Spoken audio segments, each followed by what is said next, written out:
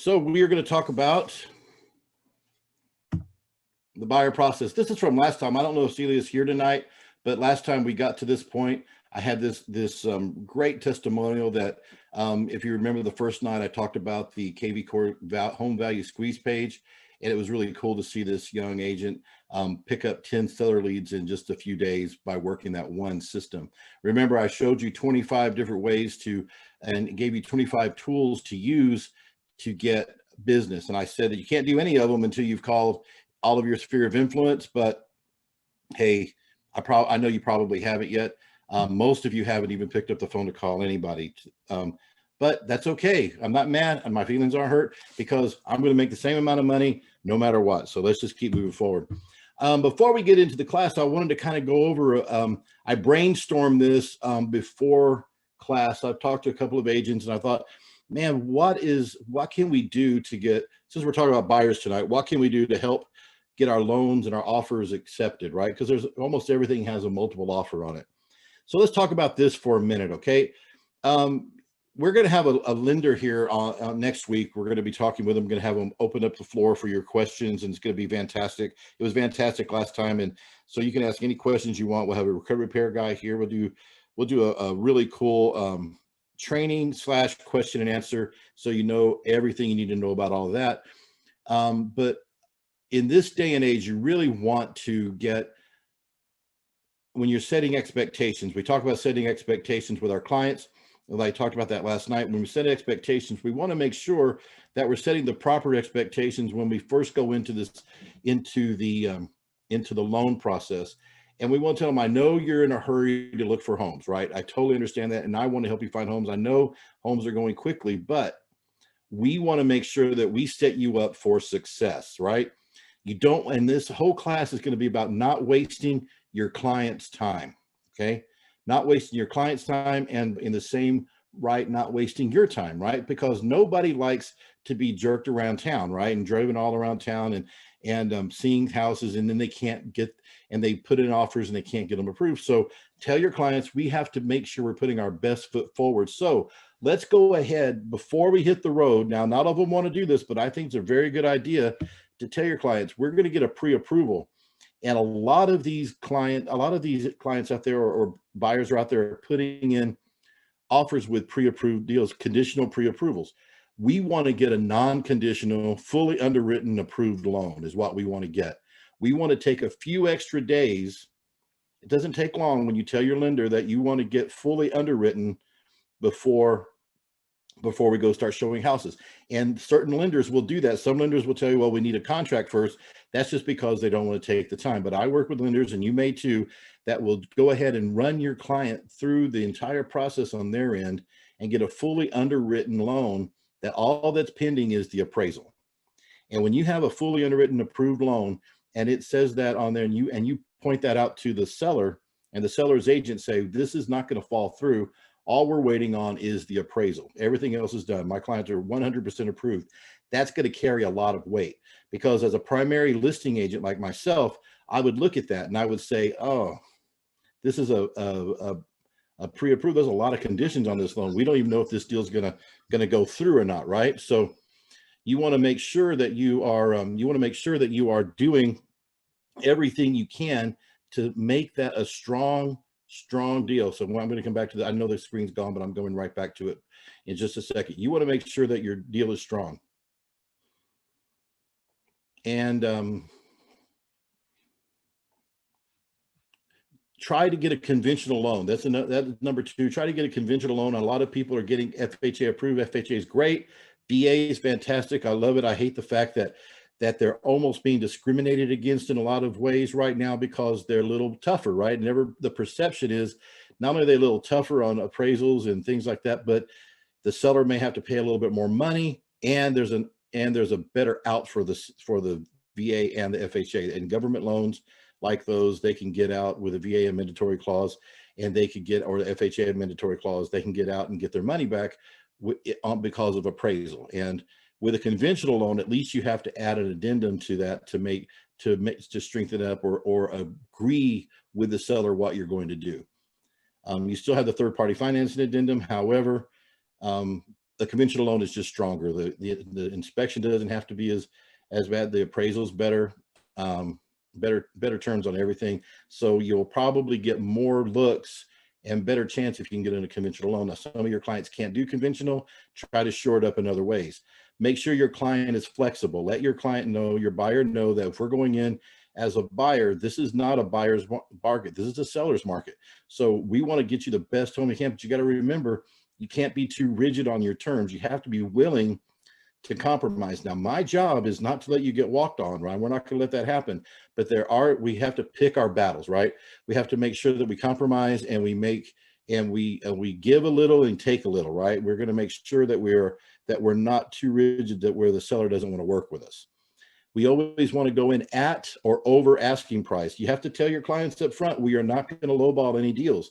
This is not a lowball market. You have to go in strong, and you have to be willing to pay more if possible, because there are people going way over the sales price, and you have to be willing to put your best foot forward. How much are you approved for? How much money do you have in the bank? Let's make the best offer we possibly can if you really like this house. And then we want to make sure, since we already have a fully underwritten approved loan, we want to ask our lender how quickly we can close, and then make sure we're putting that on the contract, because we want to be able to do as quick a closing as possible. If the seller wants that, we want to be able to close as quickly as we can, because that will make a big difference too. Usually people want to get out and they don't want, and it's just a waiting game for a long time.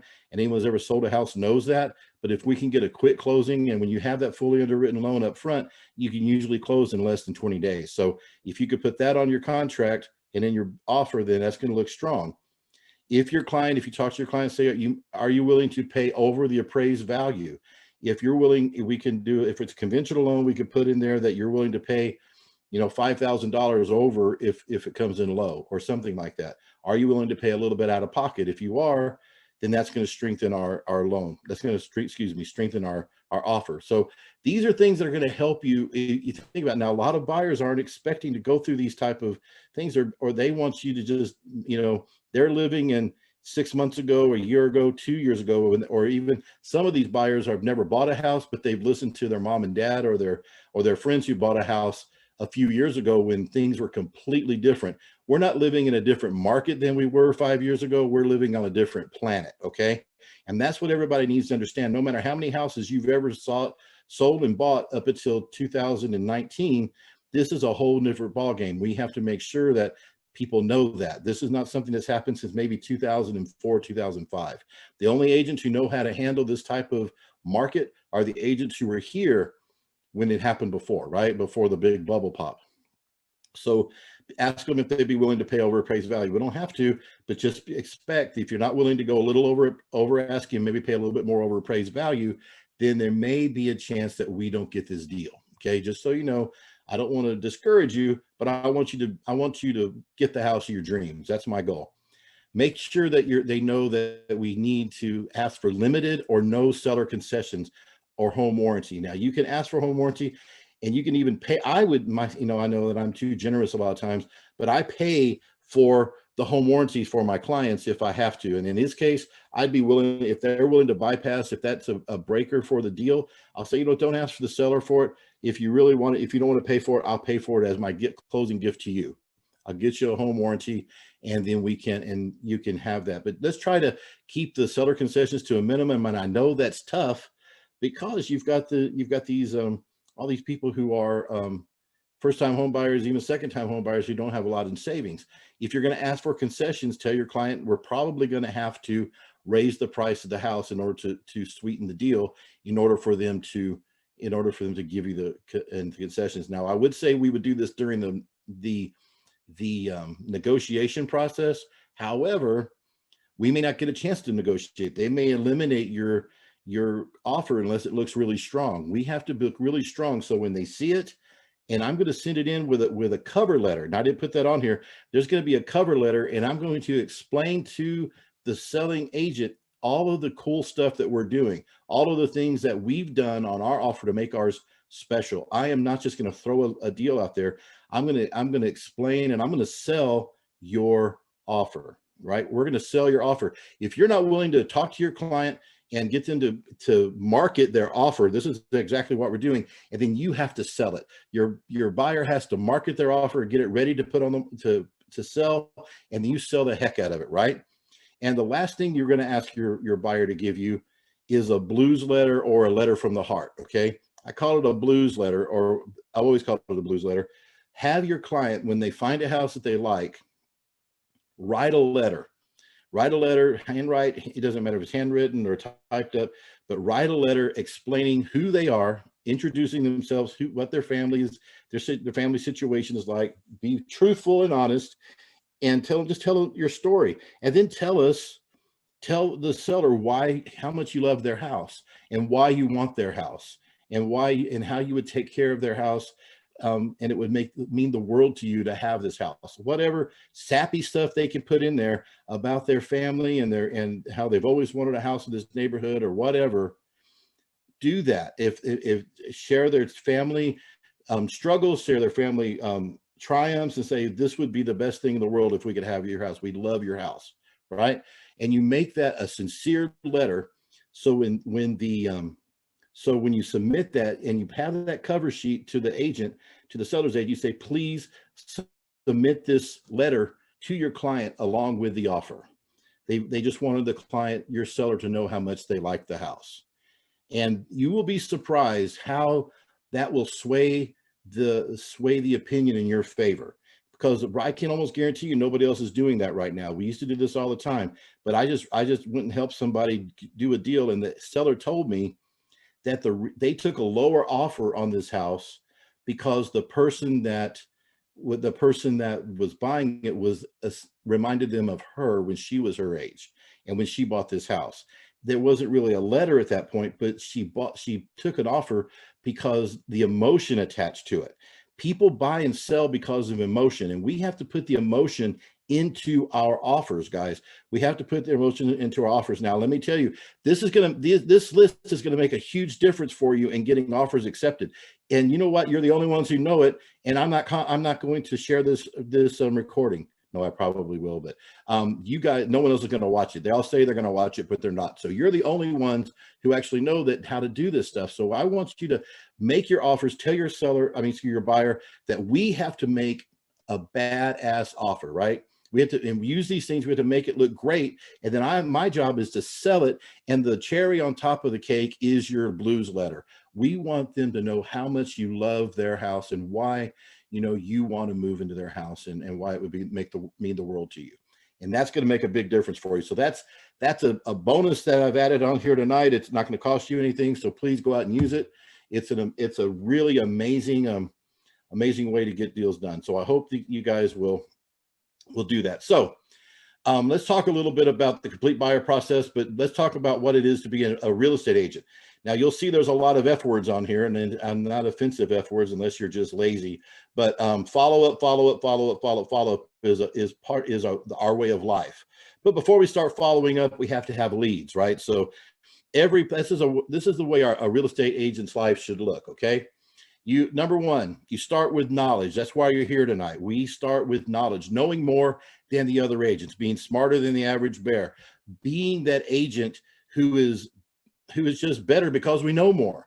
I like to think that I'm pretty smart, and I see agents doing stuff. I'm like, well, I'm never going to do that. I've learned so much from other people's mistakes. I've learned more from my own mistakes and other people's mistakes than I ever learned from any coaches or trainers. I see people doing the wrong things all the time. I'm like, well, I'm going to do the opposite. And you know what? It's really served me well, because I know that 87% of the people, like we talked about, 80% of the agents in this business fail. So if I go out and try to do what the majority of agents are doing, then what am I going to do? I'm going to fail. So I look at what somebody else is doing and I try to do the opposite. So I go out and I want to learn from people who have made a career and have helped people go where I want to go. I never get advice from somebody who's not been where I want to go. I have made a lot of money in real estate as a salesperson. I've helped people make even more money than I made. And so if you want to learn from people, ask them first thing you say when they're giving you advice, because advice is free. People love to talk and people will tell you all kinds of stuff, but don't mistake that for knowledge. BS is not knowledge. BS needs to be thrown out, right? So when someone's find out if they're BS and you in the middle of them bragging or talking about what you should do as a new agent, or even as an agent who maybe want to sell a little bit more, ask them, oh man, that's great. You must be a big producer, huh? Yeah. Well, how many deals did you sell this year? How many deals did you do in 2020? What was your volume in 2020? Ask them those questions. I'm excited to know what your volume was because I want to be where you are. And if they stutter and go, oh, I don't know, I did really well, then they didn't. Every top producer knows exactly what they did. They could tell you down to the penny what they did. So you need to get in there. Don't listen to everybody. Ask them, how long have you been in this business? And that really doesn't matter, because there are people who've been in the business for years who don't know poop from shinola, right? So what you want to do, you want to talk to people who know what they're doing. I never take directions from somebody who's never been to my destination. So get the knowledge from the sources you should get them from. And I want to say that because I want you to stop listening to everybody. All the things that pop up on Facebook that says you should stop doing this or start doing this. Don't be tempted when someone tells you that you should be doing something say, you know what, that is not what I think is the best thing. I've been told to do this. I think I'm going to stick with this and for at least for a while and see if it works, because I know I've learned from somebody who has a proven track record, and I don't know you. And if I don't know you and you don't know your own production, then why am I going to listen to you, right? All right. So get knowledge from sources that really know how to get you where you're going. Positivity. You have to be positive as you start, especially you're going to work with buyers. You guys are working with buyers.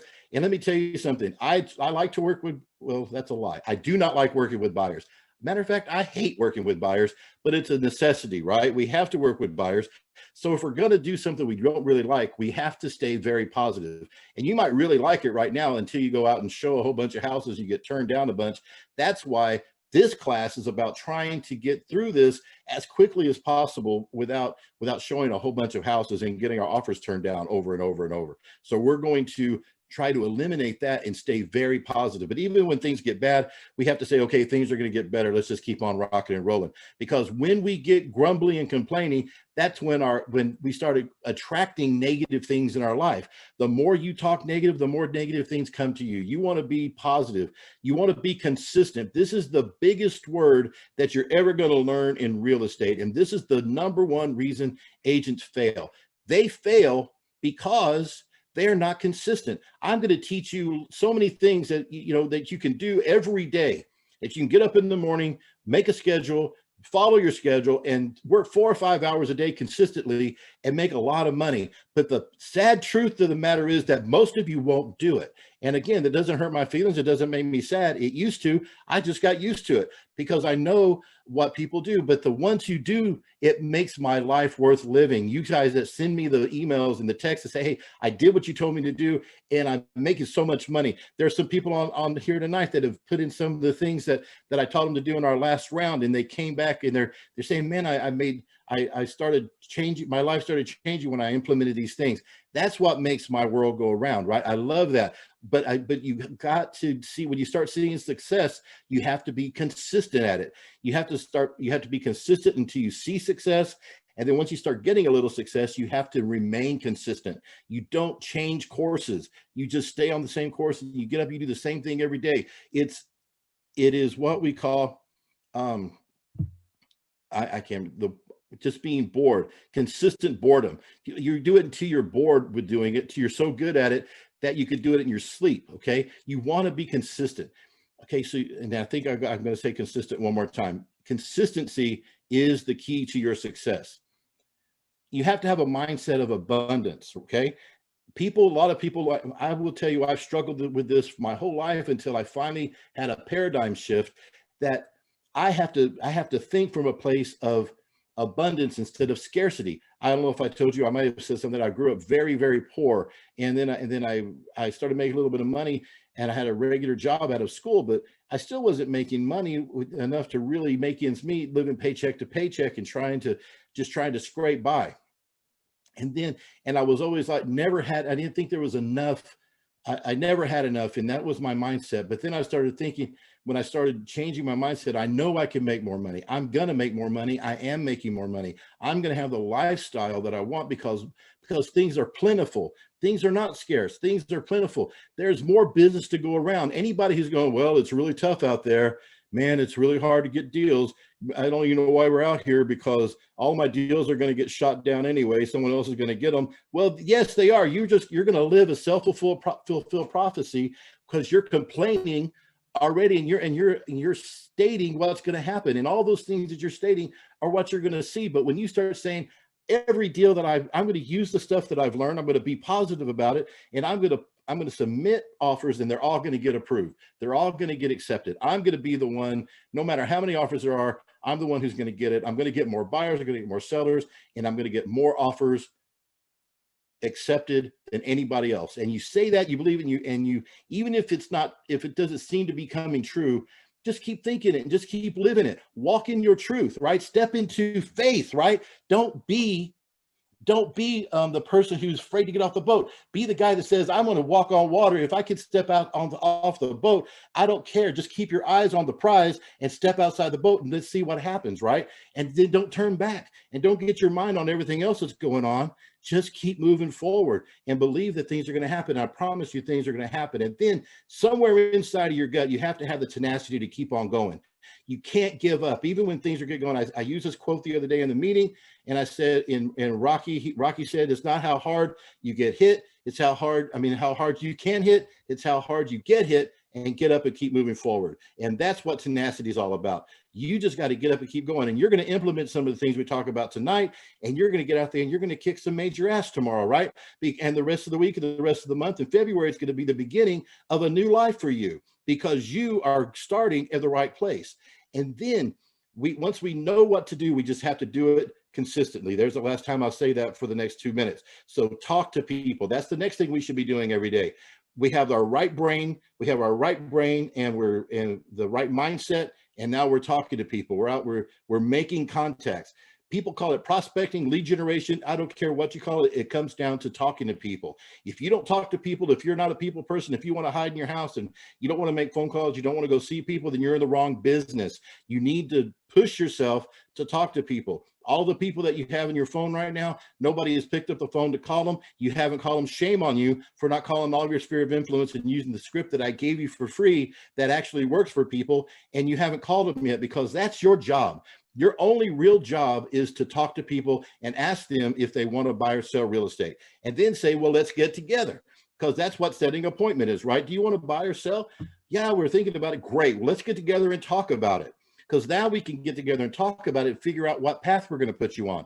I'm not going to ask you anything about, I am not going to pre-qualify you over the phone. I'm not going to pre-qualify you in person. What I want to do, I want to get together with you. I want to be your best friend. I'm going to set an appointment. We're talking right now, and so let's get together and talk about real estate. Then we can talk about what we want to right now, but let's go ahead and set an appointment for us to meet, and let's talk about real estate and what your needs are. And then once they find the needs, and the next thing you should be doing after you get an appointment, you should be writing contracts. Writing contracts, either a listing or a sale, right? And we're going to talk about contracts tonight and sales contracts, so we'll just stick with that. But your job is to talk to people, set appointments, write contracts, and close deals. That's what you should be doing. Look at this. Take a picture of this. Get a mental picture of this slide. If this is not what you're doing on a daily basis, then you need a major paradigm shift, because this is the only thing you should be doing every day. Talking to people, setting appointments, writing contracts, closing deals, follow-up, and referrals. These are the things, these are your priorities, right? But Rick, I have an inspection to go to. Rick, I have to work on this contract. Fooey, find somebody else to do the contract. If you haven't talked to people and set appointments today, you're not doing your job. Let somebody else do that job, and you go get it done, get this done, and then come back and do that other stuff. Well, but I just don't want to. I want to put 50. I want to get my website right. Screw your website and go talk to some people, right? Talk to people. Your website will be there later. Talk to people, get an appointment, write a contract, close deals. This is what you should be doing every day and following up consistently. So this is real estate simplified. Okay. It's very simple. It's an easy job. People make it too hard because you don't want to do it. That's what it comes down to, right? It doesn't come down to the difficulty of the task. It comes down to what you really want to do. This doesn't fit the mold of in the box that you thought real estate was going to be about. So let's just look at the sales funnel real quick about how simple it really is. And we're talking about sales, right? Talk about buyers. First, we have to make initial contact. Where do we get our initial contact, right? We get them our sphere of influence. We get them from our sphere of influence. We get them from renters. We talked about Craigslist, Facebook. We're going to talk about this other stuff in detail a little bit more as we go. Facebook, builders, businesses, events, vendors, KV Core, all the stuff we talked about the other night, right? All the stuff we talked about, 25 different things and beyond, right? All these things, there's lots of places to talk to people and ask, have you thought about buying a house? Well, this is a great market to buy a house. If you haven't seen the news, the rates are down in the 2s and 3s. No other time in history are you ever going to be able to buy a house for 2 and 3%. I can almost, that's going to give you a 0% interest rate. They're just going to give you the money to buy a house and you pay me back when you on a monthly installment. I don't think that's going to happen. I mean, if it does, I will be very surprised. Because investors who lend the money to you to buy these houses, VA, conventional, whatever, they have to make a little bit of money. The investors have to make some money. So 2 and 3% is probably about as low as it's going to get. It might dip down a little bit more, but oh my gosh, are you willing to take that bet? So now is the best time ever to buy a house. I mean, do you want to wait until the rates go up and the property values go up and you can only buy half of the house that you can buy right now with your budget? Let's get out there and buy a house while the rates are low and before the property values go through the roof. So you should be talking to everybody about buying a house. And if they haven't bought a house, they should do it right now. If they're renting, why are you throwing your money away, Mr. Renter? We talked a little bit about this the other day. I gave you a script for it. Why are you throwing your money away? Do you want to just keep making your landlord rich and making yourself poor? Do you just like throwing money out the window or down the toilet and down the drain? Or do you want to start investing in yourself? If you look on there's all these kids out there right now talking about investing because it's all the rage right now, talking about invest. The very best investment that you can make is to buy a dang house. Buy a house, quit renting, and quit making TikTok videos. Buy a house and invest. Invest in yourself, invest in your family, and put a roof over your head at the same time. And then go buy another one. And keep buying it and invest in yourself, because the only thing they're not making any more of is real estate, right? And it's always going to be a great investment. We have our ads, we have Craigslist, we have Facebook, all the stuff we talked about the other night, but we just need to talk to them. Again, it comes down to having the right conversations with people. In our first meeting, we're gonna have our first meeting with people. Then after we have our first meeting, let me start again right here where I'm going to cross a lot of people's philosophies. When you are going to meet with somebody and build a relationship with them, you want to have a relationship with every buyer that comes around, buyers and sellers. You say, hi, are you thinking about buying or selling a home? However you met them, whether it be off an ad or a sphere of influence. And they said, yes, I'm thinking about buying. Fantastic. Let's get together and let's talk about that. Let's talk about your wants, needs, and everything in between. Let's find out about your dreams, the home of your dreams, and what's going to make that work for you. That's what we need to do. We need to get together. Now, we don't have an office. I quit meeting people in my office years before COVID came along, right? Years before I started with EXP. I quit using brick and mortar before it was cool, right? Because buyers and sellers don't want to meet in brick and mortar. They want to meet at a house. They want to, or somewhere near a neighborhood where they can feel confident or comfortable and in a neutral area, that they're not if you come to the office, they feel like kind of like you're a car dealer, right? They're on your turf. But if you're at a Starbucks or a Panera Bread or at a house that you're showing, then it's a great place to have a conversation, right? You have a conversation. I want to have a meeting before I talk about anything. I want to be their friend. I want to build a rapport. I want to become friends with them. I want to talk to them about the paths of home ownership. I want to talk to them about the benefits, and I want to find their wants, needs, and desires, right? That's what I need to do. And then I need to show them how we're going to get there. And then I'm going to ask them about their credit. And then I'm going to ask them about their qualification. And then I'm going to say, well, I've got a wonderful lender I would love to have you talk to. And we're going to go through this here in a few minutes, but this is how it goes. I don't get a phone call and someone says, hey, I'm calling about the house at 123 Happy Hollow. Fantastic. That's great. Have you been pre-qualified? Well, not yet. Well, call me back when you're pre-qualified, loser, and hang up, right? That's what all of us are doing. And that's what I've been told to do.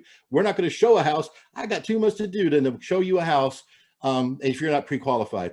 I'm not showing them a house at my first meeting. My first meeting, I'm finding a neutral ground that I can talk to them and I can make a friend, and not only get a friend that is going to buy a house from me, but someone who may sell a house and also refer me to all of their friends and family. So it's worth a 30-minute conversation and to find out if they're qualified or not. That's my thing. I have a meeting before I talk about anything else. And anyway, don't get me started because I can go forever on that. And then I'm going to get them qualified. We're going to find them a home.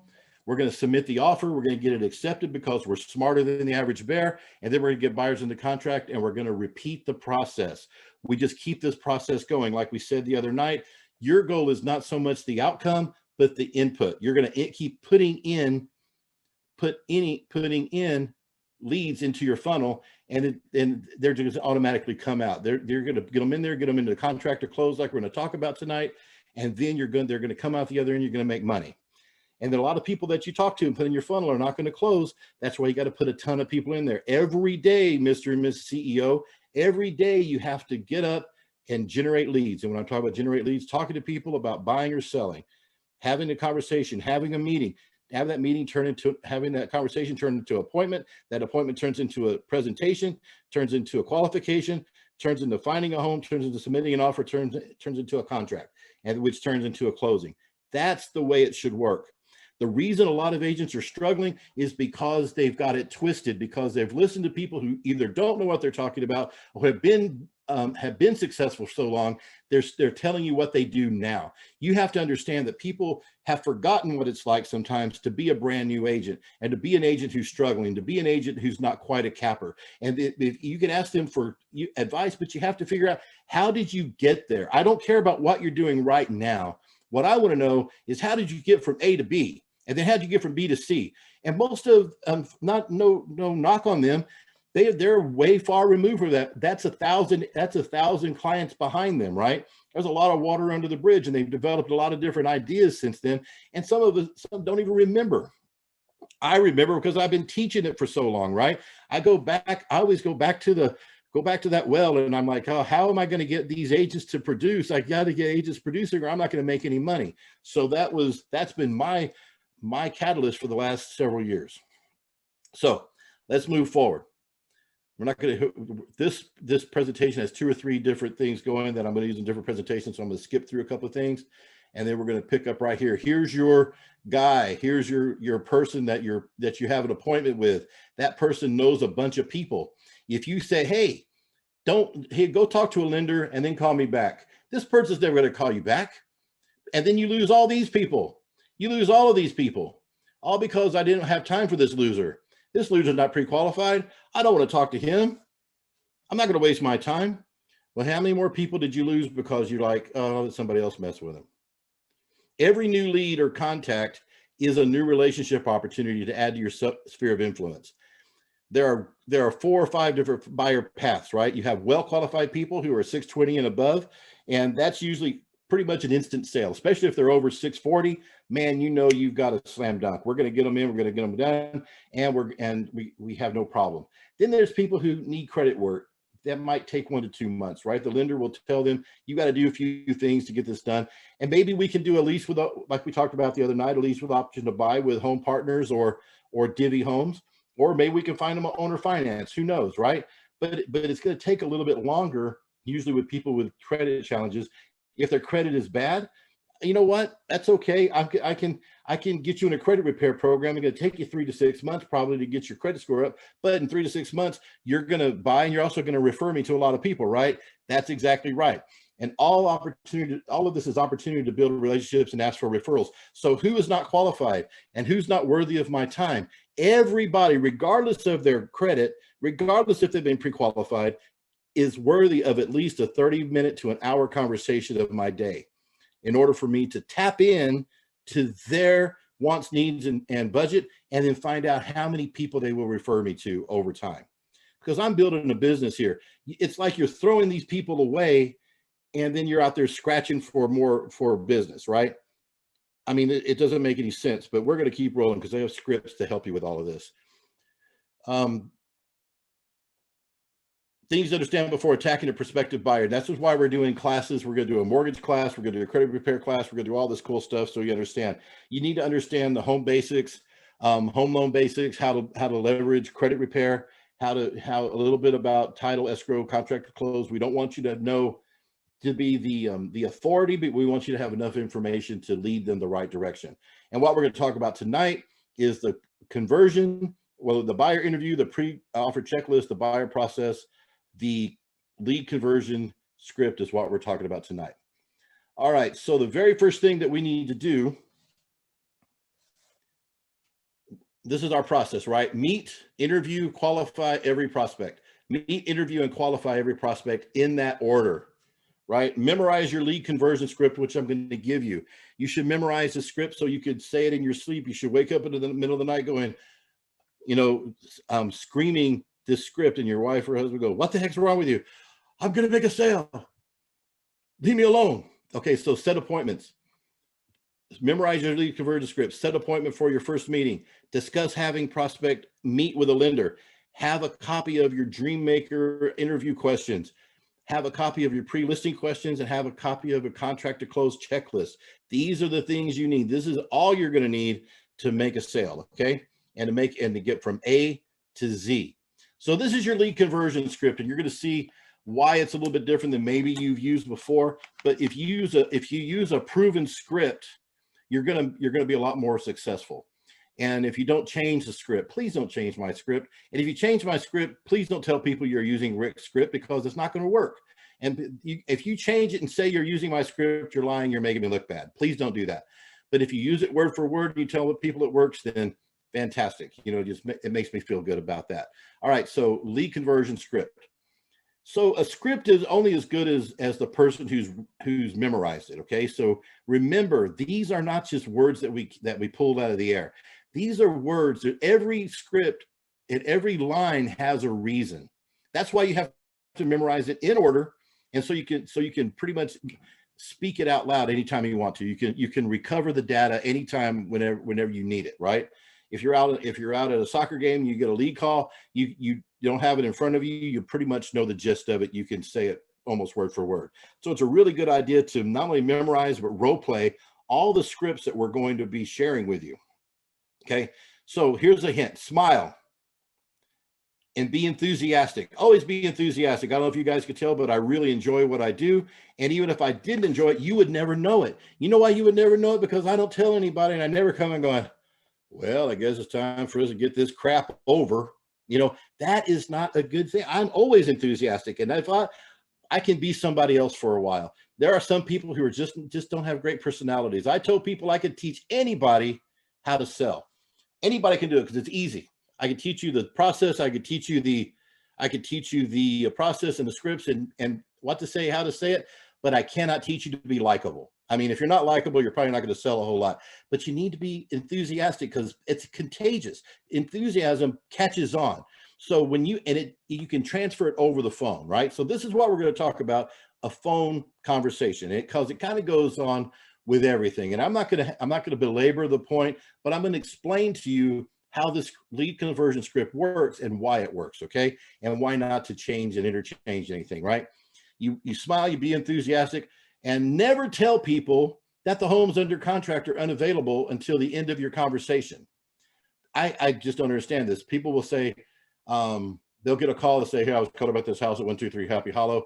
And you're like, "Oh, okay. Oh, you know what? That house is already sold, darling. I'm sorry. That house is already sold." Oh, okay. And then they're already getting ready to hang up, and you say, "But I can show you something else." They're like, "No, that's okay." Click. Then they're never going to say, "Well, can you show me something else?" They are going to say, "Okay, no problem. I saw a Keller Williams sign down the street. I'll call them. I saw a Coldwell Banker sign down the street. I'll call them." Because buyers are out looking at signs and calling off of ads, right? And by the time you've hung up with them, they told you, "Though this house is under contract," they've hung up with you and they've already called another person, or they've driven to another house. You have no opportunity. You blew your opportunity. You're not going to not tell them, but you have to do it smart. You'll tell them when it's time. So that's just a hint to make sure that you're not doing the wrong things right out of the gate. So the phone rings, ring, ring. "Hi, this is Rick. How may I help you?" When you see a phone call come in that you don't know who it is, You don't have to answer your mom or your spouse and say, "Hi, this is Rick. How are you?" No, you say, if you see a number you don't recognize, you should know it's probably a lead. Hopefully it's a lead. If you're doing the things you're supposed to be doing, is a very good chance it's a lead. And you say, "Hi, this is Rick. How may I help you?" Because that's very, very professional. And they know they didn't call the wrong number. Because if they call you and you're just got through kicking your kids or throwing them out of the car and telling them to shut up, and then you answer the phone, "Hello?" And they go, come on, I don't have all day. No, hopefully you don't do that. But that's what they're thinking. They say, "Do you have a house for sale?" And you're like, "Oh yes." Now you turn it on. Too late to turn it on now, brother. You should have been nice when you answered the phone. So wait, when you see a call that comes in, "Hi, this is Rick. How may I help you?" See that enthusiasm? I'm so awesome. When I feel awesome, now you feel awesome. We're all excited. And they say, "Yeah, I'm calling about this house," because people are a little taken aback when you're enthusiastic. When you're enthusiastic, the world doesn't understand it because everybody's freaking negative. But when you're a bright light in the world, people are like, "Oh, wow, this person is something else," right? They don't think you're crazy. They don't think you're corny. They just think you're excited about your job, right? And about life. "Hi, this is Rick. How may I help you?" "Well, I was calling about this house you have for sale at 123 Happy Hollow." "Oh, yeah. Now you guys need to learn how to act a little bit, right? And emphasize the words. Oh, yeah, that is a great home. I've got a ton of calls on that house. When would you like to see it?" That's where you go directly for. "I've gotten a ton of calls on that house. When would you like to see it?" And they're not expecting that. They're expecting you to tell them something about their credit or about are they been qualified, or the house is already under contract, because that's what they've gotten already. And then you say, "When would you like to see it?" And they're like, "Well, I just have a couple of questions." "Fantastic. Let me pull it up on the computer here real quick." Boom, boom. You don't have to. You can pretend you're doing that. But either way, all I'm doing is saying, "I'm going to put it up on the computer and I'm pulling up the info now. How long you been looking for a home?" I'm not pausing. I'm not doing anything. I'm going directly into my conversational questions. I am tapping. Whoops, went back. I'm tapping the keys on my keyboard and I'm saying, "I'm pulling the info up now. How long you been looking for a home?" "Oh, about 2 or 3 months." "Oh, fantastic. How many homes have you looked at in that time?" "Oh, about 4." "Oh, that's not very many. What methods are you using to find the homes?" "Oh, we're just, looking around neighborhoods and calling in like we did this one." "Okay, so I assume you're not working with a realtor then?" "Oh, no, we're not doing." "Okay, great. Well, are you renting your house now or buying?" "Oh, we're renting." "Oh, fantastic. Well, I have that information pulled up here and it really is a great looking house. What would you like to know about it?" And they almost always want to know how much is it, or and if it was an ad that has the price on it, they might have a question about square footage or rooms or something. And you go, that house, it's going for, wow, man, this, you see what I just did there? Wow. That's like, I can't believe this, right? That house is going for, you're not gonna believe this. This house is going for 280. Does that seem like it's in your price range? "Well, I think so." "Yeah, well, man, we better go see this house before it's gone. I can arrange to meet with you today around 3 or 4. Which one's better for you?" Probably 4." "Okay, great. Well, I'm going to need to call and schedule this house, right? I'm going to need to call and schedule to make sure that we can get in. And if I'm lucky, there'll be something else out there in that same neighborhood that maybe I can schedule and we can kill two birds with one stone and maybe look at a couple more in the neighborhood. And I'll call you back as soon as the showings are confirmed. Okay." And they say, "Sure. Okay, great. All right. So stay by the phone. I'll call you back in about 5-10 minutes. By the way, are you paying cash or will you be needing financing?" So at this point, I have never talked about financing or qualification. I just got them excited about the house, about seeing the house, and about seeing another house in the same neighborhood. That's what this whole thing is about. And I found out that they've been looking for homes, but they haven't seen very many. They're not working with a realtor and they're renting their house right now. So I already have so much information and I know, and I've built up urgency and I've built up enthusiasm for the house. And now I tell them, "Give me just a couple of minutes and I'm going to schedule this and I'll call you back in just a couple of minutes." Okay. Fantastic. By the way, as an afterthought, are you going to be paying cash, giving them the benefit of the doubt, or will you need financing? Oh, we're going to do financing. Okay, great. Fantastic. I'll call you back in maybe 5-10 minutes as soon as I get this done. Okay. Fantastic. Thank you so much. And then you call your lender, right? You call your lender and say, hey, I've got a guy I'm going to go be seeing. I'm going to be showing a house today at between 3 and 4. So I'm going to probably have them call you, but better yet, can you call them for me? When I let you know, will you give them a call before we go out and see and introduce yourself and see if we can get them pre-qualified, right? So I can do that with my lender. I don't always do that, but if you really feel like you want to do that, you can throw that in there because you've set it up so you can talk to them about that later. Because when you call them back, I don't have this written, but it's pretty simple. You say, okay, fantastic. I have 2 houses out there that are ready to go, and we go see them today at 3 o'clock and from 3 to 4. Okay. Fantastic. And you said you were going to be financing. Would you do me a favor and send me a copy of your pre-approval letter? I'm not asking them. If you notice, I never ask them, are you pre-qualified, loser? I say, hey, are you going to be paying cash or will you need financing? Well, we're going to be financing. Okay, great. And then I call them back and I say, hey, since you're going to be financing, will you please shoot me, and I've got these scheduled already, would you please shoot me a copy of your approval letter? And this is where they're going to tell me, well, I don't have one. Okay, no problem. I have somebody give you a call and we'll get that set up. And I will see you today at 3. Fantastic. See you at 123 Happy Holiday at 3 o'clock. Fantastic. And then I call my lender, say, hey, they're going to need financing. Would you give them a call for me real quick? And then they start their conversation. And then I meet them, unless my lender calls me and tells me, hey, they couldn't find there's a shoebox, I'm going to meet with them. And even if they can't finance anything, I still want to meet with them so I can start building my relationship and get them in credit repair and start getting referrals. So I'm going to meet with them either way, but at least I'm prepared, right? I'm not kicking them to the curb, guys, because they're people. First of all, they need a house and they know a whole bunch of other people, and I mind the people business. All right. So this is the script. Learn the script. Get enthusiastic. Quit being a mully grub, man. If you've ever seen Winnie the Pooh, if you have kids, I don't know if you ever watched Winnie the Pooh, The Many Adventures of Winnie the Pooh, by the way. You know, there's a section in there with he has all Winnie the Pooh and his little weird buddy Christopher Robin have a lot of friends. One is named Eeyore and one is named Tigger. 87% of the real estate agents out there are Eeyores, right? You have to be one of the 13% that's a Tigger, okay? You have to be Tiggers, right? Everybody just say, you tell your kid, hey, I'm no longer a realtor, I'm a Tigger, T-I-double-G-er, okay? So, but you have to be enthusiastic. You don't want to be like, well, do you want to see this house? That's okay. I probably couldn't close it anyway. You know, you're not that's not you. You have to, if it is you, you need a lobotomy. You need a mindset change, an attitude adjustment. All right. So we've got this, we've got the appointment. We had the lead. We did the stuff that we need to do to get the lead. Now we've converted the lead to an appointment. That's the thing. We have to have an appointment.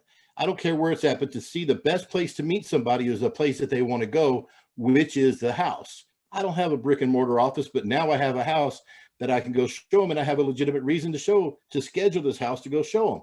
So now I'm going to go show this house. I'm going to meet them out at the house, and they're probably not going to like it that much. Okay. You know that usually the statistics are people don't hardly ever buy the house that they look at first. Now they might, especially with a low inventory like we have, there's more of a chance, but they usually are thinking in their head, they love this house, but they built it up in their head so much that it's not what they thought it was. And now they're like, this house was really photoshopped, wasn't it? You know, whatever. This house isn't what they thought it was. So you're like, you know what? I totally see that you always have to ask, right? The best house to sell is the house they're standing in. You ask the closing question, does this feel like a house that you would buy? Does this house feel like home to you? And you could tell by looking at their faces, right? If we had time or in live, I would show you how to work your body language to make sure you could determine what they were thinking without even asking. But you could usually know, right? You can tell by looking at them. Squinch noses going, well, I don't know, they're whispering. I don't think of it. So when they're doing that, then you ask the question, so does this house feel like one you would buy? Does it feel like home? And they say, well, maybe, not really. You know what? I totally get that. That's why My job is to find exactly what you're looking for. And since we've already had this conversation, we've built some rapport while we're here. Why don't we take a couple of minutes, if you would? I know you don't want to look at every house in the city before finding the one that you want.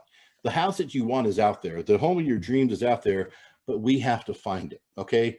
So this is the part that these are two things that every agent skips, right?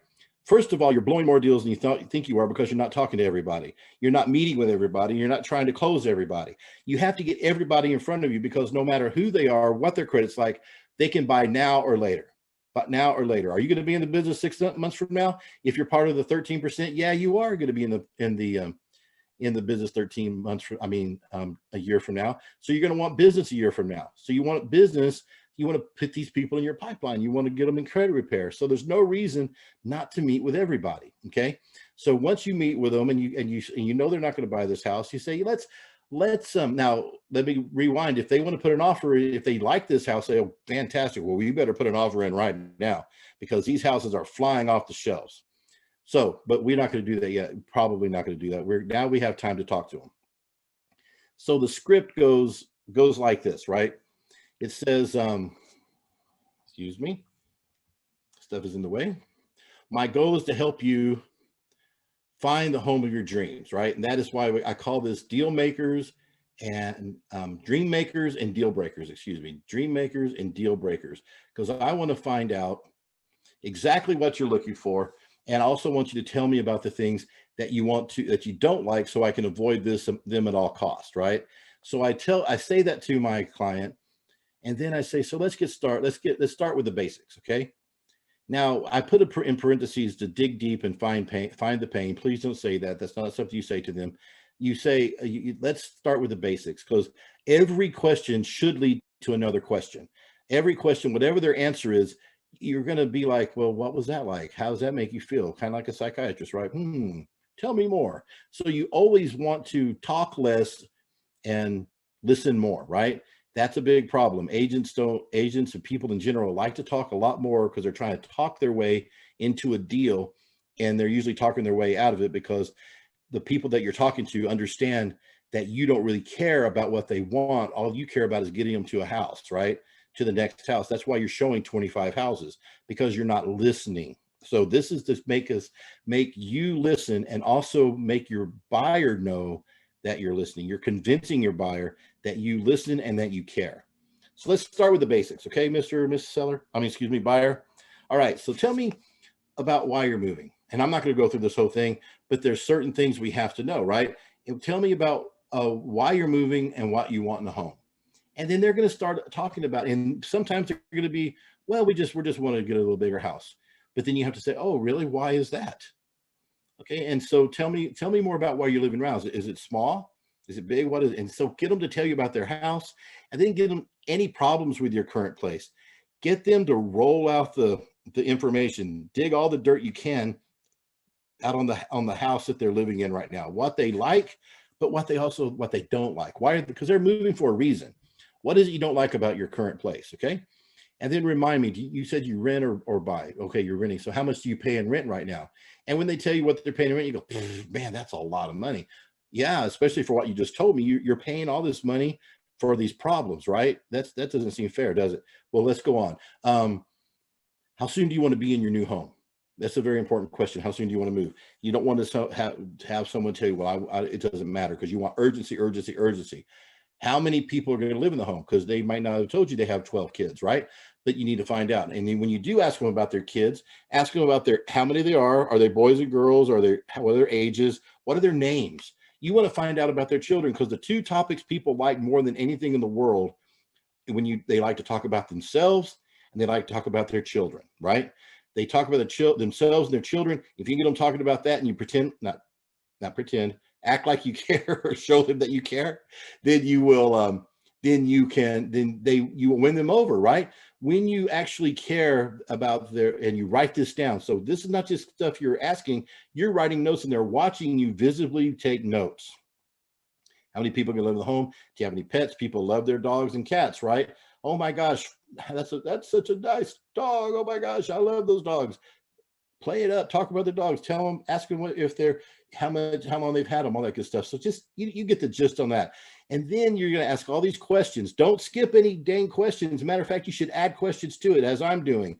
You're not on a time limit here, right? You have to get the information and build a rapport, because you are going to find out right here exactly what they want, exactly what they want to pay, and exactly what they don't want.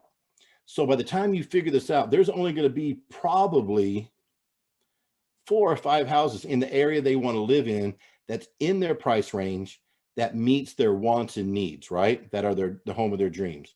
So, and we're gonna say that, right? So that's what this is all about. This is all about letting them tell you, I don't want to see a lot of houses. I want to see the houses I love. Okay, that's what you're trying to do. This is why agents don't go out and show 20 houses. They go show 40 houses and they're like, oh, I'm just so tired. Well, don't be tired, man. Be smart. Okay, so ask these questions. Ask the questions, and is the school district important? We're jumping down to number 18. Ask about their jobs, how long you've been working there. Is commute important to you? And then 22, we start saying, just to be clear, this is we're going to reiterate, right? You want to be in the school district. This is the school district you want to be in, or this is the area you have to be in, right? And you don't want to stray outside of that. Is that correct? Fantastic. Make sure that you have them reiterate and solidify where they want to live. And then tell me about your dream home. What's the most important to you in your home? I need to know the most important features in your home. And then I want to repeat them too. I want you, so what you're telling me is that you want this, and this, and you want to avoid this, and this. This is where we're getting, right? What you've told me so far is that you want a big yard, but you don't want a house with carpeted floors, and you want a kitchen, but you don't want a big kitchen, big open kitchen, but you don't care for it, and you just want more cabinet space, blah, blah, blah, right? Whatever they tell you, reiterate it to them, because you've already written down here, and make sure it's right. So you said you're paying $1,500 a month on your current home that you're renting with, and then I'm going to reiterate the issues that they told me. You said that you're paying $1,500 a month on your current rental, and there's it's drafty, and there's no room for your children, and it's a small yard, and you're still paying $1,500 a month for a house you just don't like, or is not workable for you. Is that correct? And at $1,500, what do you feel comfortable paying for your dream house every month? I want them to tell me what their top monthly payment is. Okay. And then the same thing, I'm going to summarize everything they told me they want. Okay. This is where I'm going to kill 2 birds with 1 stone. So if I found everything that you're looking for, and then I'd show them I was listing by listing those things, the most important things, right? If I found all of these things, 1, 2, 3, 4, 5, 6, 7, 8, all the things that you said you wanted, do you have any leeway? What is the maximum that you would pay for your dream home?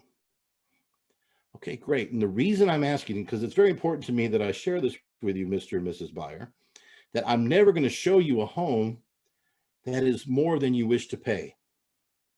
Even if you beg me to show you a more expensive home, I'm not going to do it. And we have a little laugh, right? But even if you were to get on your knees and beg me to show you a house that's more expensive, I'm not going to do it.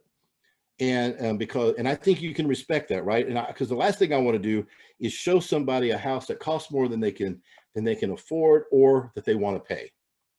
And you know what they always say? Oh, thank you so much. That's fantastic. We really appreciate that. It's a tall order. That's what it says on 28. It's a tall order, but I believe that we can find what you're looking for. It may be tough, but I'm sure, and this is where you have to stress, tall order. I believe we can find what you're looking for. It may be tough, but I'm sure that there are at least a few homes in the area you want with the features you like. Most important line in this whole script, right? This is a tall order, but I believe we can find what you're looking for. It may be tough, but I'm sure there are at least a few homes in the area you want, in the area you want, with the features you like. Okay, great. So I'm going to get to work, and I will not rest. You can throw in stuff like, I'm going to tap into all my resources. I'm going to find people who I'm going to find for sale by owners and investors, and people who may not have houses online right now. I'm going to do everything I can to find the house that fits your dream home description. Okay, so I'm going to work, and I won't rest until we come up with a home that fits your wants, needs, and budget. All I need you to do is sign this buyer's rep agreement and I can get to work for you. So, and you know what, at that time, we've already spent 30 minutes together or whatever. They love me because I've spent all this time with them and I've asked them, they've talked a lot more than I've talked.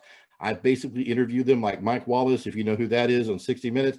I've interviewed and I have, and I've gotten everything out of them. They know I know what they want because I've reiterated it several times. And then I say, I'm not going to rest. I'm going to work really hard to come up with a home that fits your wants, needs, and pocketbook. But all I need, but I don't say but though either. I say, all I need you to do now is sign this buyer's representation agreement so I can go to work for you. And if they say, what is this? Oh, this is just showing you that I'm representing you and that I can actually work as your agent. Fantastic. And they sign it and then we move on, right? And now we're not going to see more houses. We don't need to see any more houses because I didn't know what they wanted before, right? I didn't know, I had no idea. And the other houses I picked out, the other house I said I scheduled, I mean, it meets none of your wants or needs, right? So I would be embarrassed to show it to you. So let me go back to my office and I will start working to find this house. Don't get discouraged. Now that I have this buyer's rep agreement, they're under contract with me, right? So don't get discouraged over the first couple of days. I'll stay in touch with you, but I'm going to find the houses that work for you. Okay. I'm not going to stop. You're my number one priority. I'm going to find the houses that work for you. And then we part company and they love me. They're, oh, this is so nice. They're going home. They're thinking about their dream home. On the way home, they're not thinking about a house they saw that they didn't like. They're thinking about the hope of finding their dream home, and they're working with a realtor who understands their wants, needs, and budget. Okay. So now that I've done this, I've set them up for the future. Number one, I know exactly what they want. I'm not going to show them anything that doesn't have what they want in it. I'm not going to send them a list of homes. If Zillow or Realtor.com or something, they find something, I'm going to tell them, oh my gosh, I know what you're saying. They do this all the time. I know it looks like they have a house that meets that might be what you want, but if I get to see those houses a long time before they get them, and because they're getting those houses from my source in the MLS. So if I didn't send this to you, then it's not available or it's not what you're looking for. Okay. And people are okay with that because they know I know what you're looking for. So then in a day, I find a house or two. I go and I use all these parameters. Don't go show them something that doesn't have anything to do with what you found. Find what they're looking for. Take the time to find what they're looking for, to show them at least some of what they're looking for. And then you call them up, say, oh my gosh, I am so excited. I'm so excited. I just can't hide it. Oh my gosh, Mr. Seller, I am about to lose control, but I think I like it. And I want to tell you why. I found 2, 3. Now, please don't do the Pointer Sisters with them. I'm just kidding.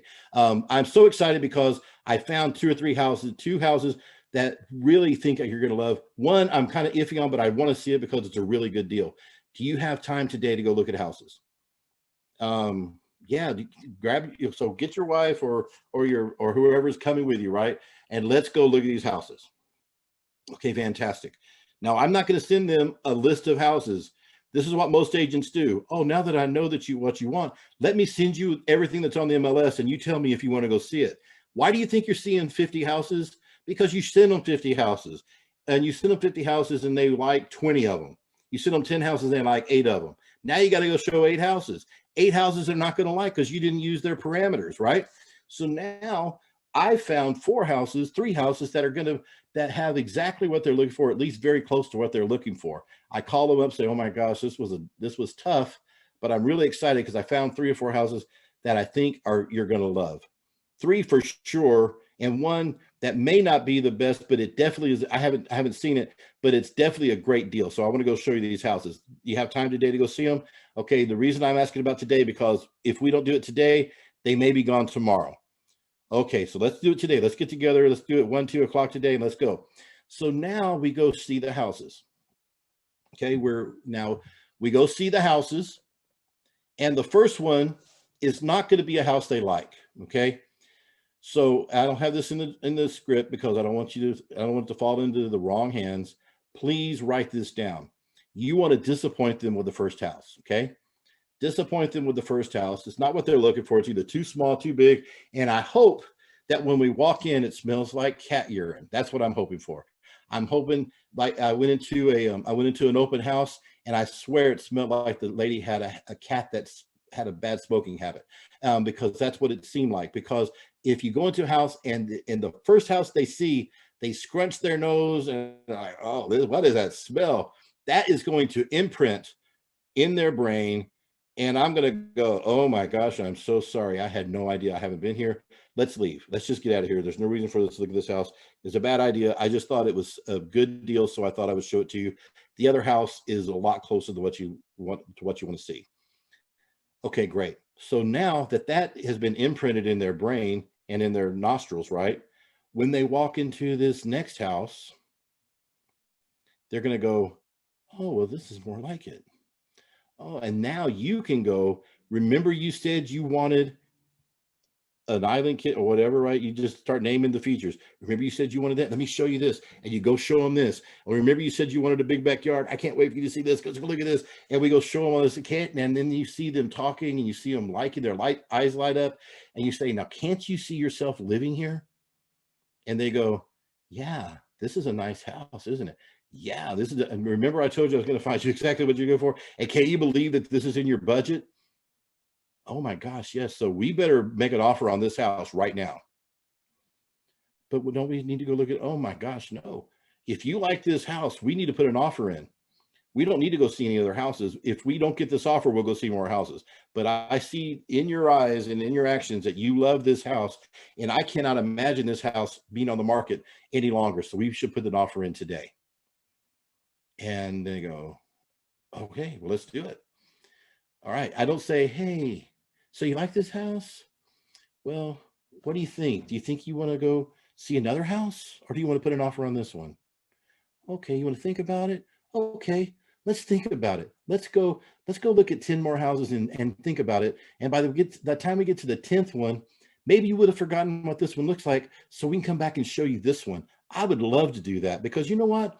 I don't have anything else in my life to do. All I want to do is show you houses for the rest of my life.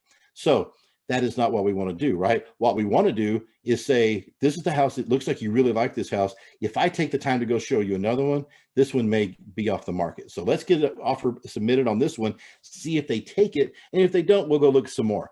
Or while we're waiting on that offer, I'll go show you those other houses. How about that? And if you turn out to like one of those better, and we'll just rescind our offer. How's that sound? Whatever it takes to get them to put an offer on this house right now.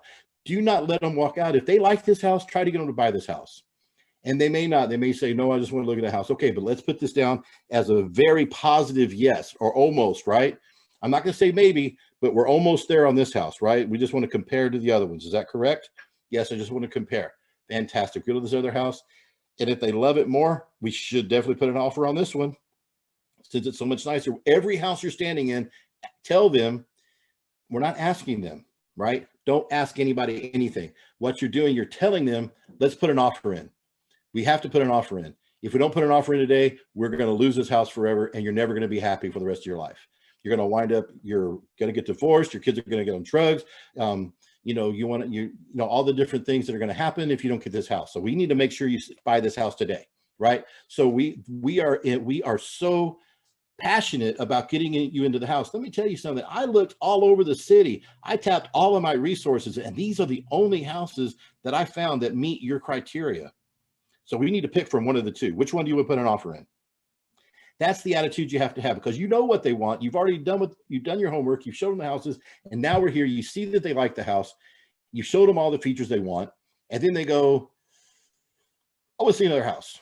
Well, they're just procrastinating now, right? Now they're just procrastinating because they're afraid to pull the trigger. That's why you have to be enthusiastic and tell them we need to put an offer in before this one's closed. Anybody that says, I want to think about it, that's what we call a stall. That's not an objection. That's a stall. They're just stalling because they're afraid.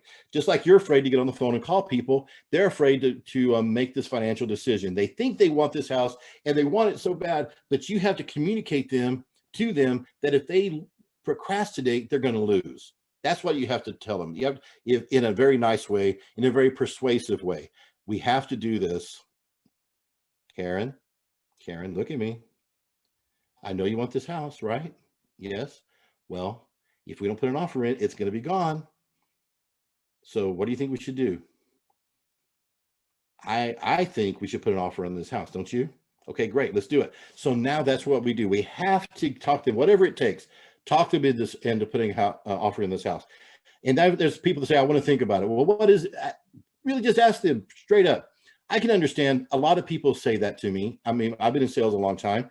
I've been selling houses a long time. A lot of people say they want to think about it. What I find is usually they want to think about it because they're a little apprehensive about finding the home that they think it's too good to be true, or they're a little apprehensive because they know they love the house so much that they're about to make a commitment. And just like it's hard sometimes to make a relationship commitment, it's hard to make a commitment to buy a home, correct? So really, you really love the home and you really want to make a commitment and buy the home, but you're just a little afraid. Isn't that what it is? Yeah, well, that's why we have a 10-day option period or a 7-day option period, because if over the next few days you feel like this isn't the home for you and you're really afraid of it, then and you want to move on, then you have that time to pull out without any ramifications. And I'll make sure that happens for you. Oh, okay, great. So let's put an offer in right now before it's gone. Well, we really want to talk to our dad. Fantastic. Well, your dad's going to live with you? Is that the case? Your dad's living with you? Oh, no, my dad's not living with you. Oh, I see. So I think so your dad and you pretty much share the same type of style and the same type of wants and likes. Do you think that your dad, you like the same style of music your dad likes, and the same cars and the same furniture and same everything? Is that? No, me and him are pretty much opposite. Oh, okay. So he's going to be making your payment for you. Is that it? He's giving you he's making the payment on the house? No, he's not doing. So let me ask you, is he a builder? Is he a contractor? Is he like a home inspector or something? No? Oh, well, why would you need his input on this when it's your house and he's not making a payment and he's not not any type of a contractor or anything?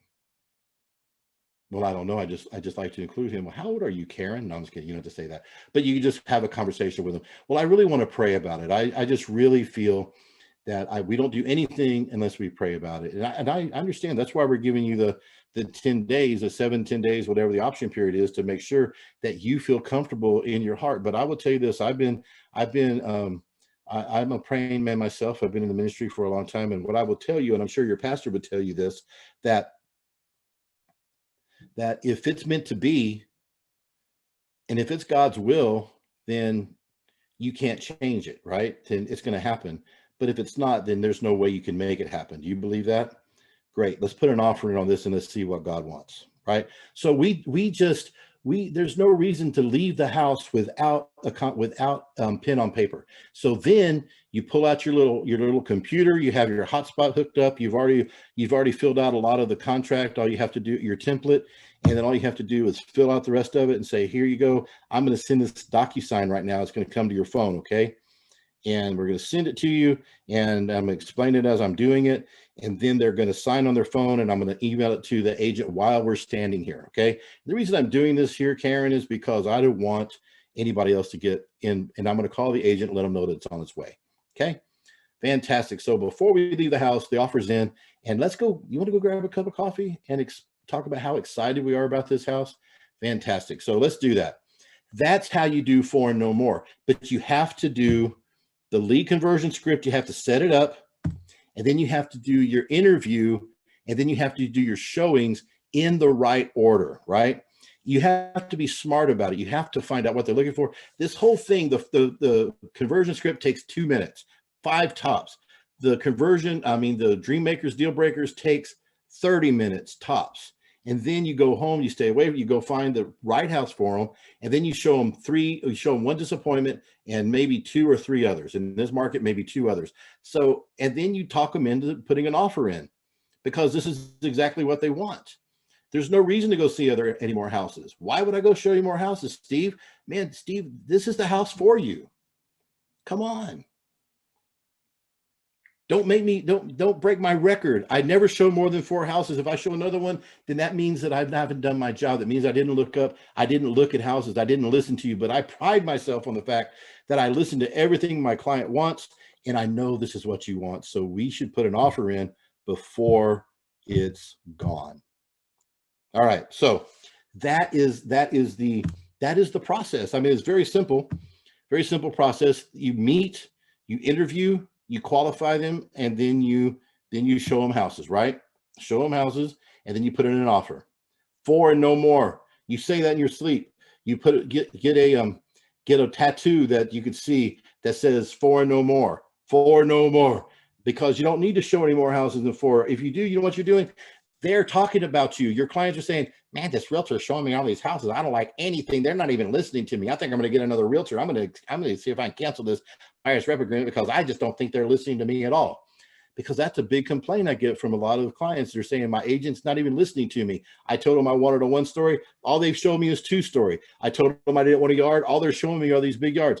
That's what I'm hearing. We hear it all the time because you're not listening to them. You're sending out a bunch of houses that they thought you were listening to them. But the truth is, you probably never even took the time to spend this much time with them, 30 minutes to find out what they're looking for, right? Find out what they're looking for. Express to them that I'm never going to show you houses and what you're looking for that isn't in the area you want or costs more than you want to spend.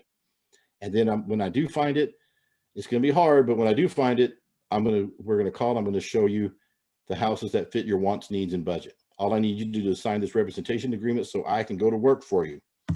And then we're home free, right? We put the offer in. Now, if you're a new agent and you've never written an offer, I can write an offer in 5 minutes, I promise you, or less. But I have to have the right conversation, the right information. Your mentor can help you. I can help you. A broker can help you.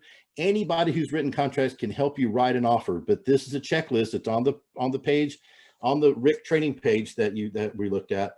It says before writing an offer, have an approval letter. What we talked about. Try to get that approval letter ready to go. Make sure that you know the type of the loan and use this checklist and write it down for you. So when you call me and say, hey, Rick, can you help me with my offer? I'm going to say, sure. Do you have the questions that you can send me over the pre-offer checklist and send it over to me? I'll knock that crap out. Or you can just tell me on the phone and I'll explain it to you as we go. And then as you go, you can put that offer in while the client's standing there, or while the client go gets a cup of coffee. You and I, or you and your mentor, or somebody can use this information, write an offer and get it out, right? This is all the information we need. We need the type of the loan, how much money you're going to put down, how much money they have in their pocket, because we need to make sure they have the earnest money in their bank available right now. We can't write an offer if they're not going to get paid till next month. We need to know how much they're going to put down, how much money they're going to put, how much earnest money they're going to put down. Do they have those funds available right now? And then how much money do they have in addition to their down payment? Because that's going to determine the closing costs, right? Of what we asked for in closing costs. It's going to determine our offer if they don't have any more money. If all they have is down payment money and they don't have money for closing costs, then we're going to somehow have to try to work in $7,000 to $10,000 into this deal, if not more, right? We need to make sure that we create a buffer, but we need to know this, or we can't ask the lender how much closing costs do we need. Number 7, we need to ask for closing costs in paragraph 12 if it's needed, right? How much do we need to ask for? So we need to know how much they have in addition to their closing costs. So we can find out what number 7 is. How much do we need to ask for? So we can either bump the price up 7,000 and ask for 7, or do our best to make that work, right? If they need it, but we need to know. And in this case, I recommend not getting the seller to put in a home warranty just because it might throw the deal off a little bit. But if they want you to put a home warranty in the offer, we need to know that. How long do they want for an option period? 7 or 10 days is usually the go-to. Now, I will say this, everybody who's listening, please really think about it, sacrificing your option period to try to make the deal look better, because that's not a good sacrifice. That is going to get you in a world of hurt. If you tell your client, if we don't ask for an option period, it's going to look better to the seller. And then you say, well, then you might as well kiss your earnest money goodbye, because no matter what happens, you're never going to get it back. Just as if you're okay with losing your earnest money, then we want to ask for an option. Just tell them that. And then make sure if they say they don't want an option period, I want you to send them an email and say, hi, Mr. and Mrs. Seller, just so you know, I'm working on your offer, but I wanted to strongly advise you to put a 7 or a 10-day option period in your contract. I know you said you didn't want one to make the deal stronger, but I think we should look at other things. But are you sure you want to move forward without an option period? Ask them that thing in writing and advise them to get an option period. And then if they say no still, keep that email, because we need something in writing to say that that we did not convince them to do that, because we'll wind up on session 2 in front of Trek explaining why we lost their earnest money for them. Because I didn't know, my realtor didn't explain it to me. Say, look, Jack, I've got a whole book on you. Look, let me show you. So then you tell them this. So I document everything, like I said. So, but how long are they going to need for an option period? Then you ask them that and write that down, and then print out the MLS sheet, have it ready. So we have all the information that we need for the offer. And if you have these 10 things along with the MLS sheet, I can help you. Anybody can help you put an offer together really quickly. Okay. This is what you're going to need. And I would recommend doing a template. Now I'm going to do, nobody knows this, we're doing a bonus class for people who don't know how to do templates in zip form, right? We're going to do a bonus class next week when this is all over. I have a special guest coming in to do a class on how to do set up all of your templates in zip form. So all you have to do is fill in the necessary blanks on every deal. All right. You can thank me later. That's all right. Okay. So, and now that we have that, we have the offer, we put it in, we get it accepted. Once it gets accepted, we know we put our best foot forward. Once we get accepted, now we have to have a checklist. And this is a checklist. It's available for you on the site so that you can create your own, but don't change it up unless you're adding to it. Don't take away from it. Okay. Because these are the things you have to look out for during your buyer process. There is a list of things that, and you'll see how anal I am about doing this, right, guys? I will always write down the date the task was completed. And even though no one hardly is ever going to see this except me, I initial where I did it. And if somebody else did it, I ask them to initial it, but usually I initial my own checklist and I write down any comments I have, because I'm going to be loaded for bear if there's ever any type of discrepancy or complaint. I'm going to say, no, I'm sorry. This is the date that I did this, and this is what happened that day. And they might tell you differently, but they are smoking crack, right? I know what I'm doing. So contracts accepted, executed, you get it executed, and then you get it delivered to title. And the reason these are in this order, because you want to make sure you're doing everything and not let anything fall through the cracks. Okay. You get it executed, you're excited, you get it over to title to get receipted. And then you get the earnest money over to title, and you get the option fee delivered to the seller's agent. One of the changes that are going to be making is we will be able to deliver that to option to title. But right now, until that is 100%, we are doing it to the seller's agent. And we can change our checklist later. Send the receipted contract to the lender. Agents forget this sometime, then they complain that the lender's slow and they throw off their closing because they forgot to send the contract to the lender. The lender is very happy for you, but they can't do anything until they get this paperwork. So there's your checklist. Write down when you did it and initial it. Then upload all of your required documents to SkySlope. If you're an EXP agent, you need to get that stuff into our management system so that we can review it and get you a DA, right? We can't do anything, and you need to get that in. There's no reason to wait until the end of the deal. Just do it right now. What's it going to take? It's, don't watch one episode of The Crown and put your stuff into SkySlope, okay? And then once your stuff is in SkySlope, that's your trigger to schedule the inspection. Complete the repair amendment. Once the repair amendment's done, once you get the inspection back and they tell you what they want, the buyer tells you what they want fixed, you complete the repair amendment, negotiate repairs, then you submit the executed amendment to title in the office. All the amendments have to go into to title and into SkySlope. Okay, so that's what that says. And then any amendments we do, follow up with the lender and the title often, even if no matter which side of the deal you're on, always call the title company and the lender and say, so how are we looking? Looking okay? Does it look like we could close early? That's my key. And my lenders love me and hate me, right? Because I'm always trying to get them to close early. So look, we're going to close any earlier than you thought. And I bug them because I want to be on the top of, I want to be the squeaky wheel that gets the grease. And I have a follow-up system, and I just follow up and I put my date in here and I do that. And then we get the appraisal, right? That's what we're waiting for. We're crossing our fingers, clenching our teeth, and hoping that the appraisal comes in right. And as soon as we get the appraisal back, we order the home warranty, right? Once the appraisal is complete, I order the home warranty. Because if the seller didn't pay for it, then I'm going to order it. If my client does not walk away from the table without a home warranty, right? Nobody leaves here without a home warranty, even if I got to pay, right? So wait for close. for close notification. That's all we're doing now. Once the appraisal is complete, order the home warranty. Now I'm just sitting back and waiting, calling the title company and lender saying everything good. We're all good. Okay, great. Now we can schedule closing. Then we go and perform the walkthrough and complete the form. I get a walkthrough form signed, but I also put it on my sheet here that it was done. Then I go out and I may have done this already, but I purchase my seller or my buyer a closing gift. My client gets a closing gift, right? I'm not going to buy them a knife with my name on it. I'm not going to buy them a mat with my name on it or their name on it. I'm going to stalk them on Facebook and find something that they actually will like, that will make an impact on their life. And, or even if it's a gift certificate or a card to go to a restaurant that that the couple fell in love in, that they said, or they love, whatever, I'm going to find something that's of meaning, and I'm going to give that to them at closing. And if I attend closing, then I put down that I attended closing on this date, and then I'm going to follow up with the buyer in a week. I'm going to send them a thank you card. I have it on my checklist, and then I have a checklist after that to ask for referrals. This is a complete checklist to make sure that I stay in line from A to Z, because I don't want to think about it. The only thing I want to think about is going out and getting more clients, right? I don't want to think about, oh my gosh, did I do this? Oh my gosh, did I do that? I want to get everything I can done as quickly as possible.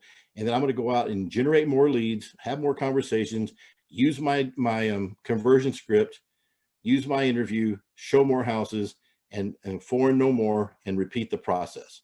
That's what I want to do without having to worry.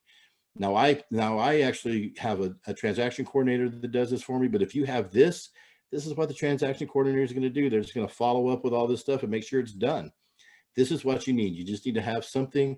I would print this out and create it. If you have a small file somewhere, put it on a file for your client. You don't have to put all the contract in there. You just have to have pertinent information and actually this stuff to make sure that you have something tangible that you can see and feel and never forget. Okay. And make sure you're walking through your process every day. So to review, before we get into our question and answer session of our meeting, it's only 7:30. Can you believe, man, I talk so fast tonight. Maybe not that fast, but we're going to meet, interview, qualify every prospect in that order. We have a list of things that we're going to do. We're going to use the lead conversion script, set appointments. We're going to discuss the prospect meeting with a lender probably. Then we're going to meet with them and have an interview with them, and complete interview without any shortcuts. And then we're going to go show properties. After we know what they're looking for, we're going to find exactly what they're looking for, and we get a buyer's rep agreement signed. Then we can go find 3 or 4 houses that they love. We're going to disappoint them with the first one, and they're going to make them buy one of the next ones, right? Because they know they want to, they're just scared. And then we have our pre-offer checklist, and then we have our contract to close checklist. So this is everything you need to know to be a successful buyer's agent, right? You can kick tail and take names by doing this.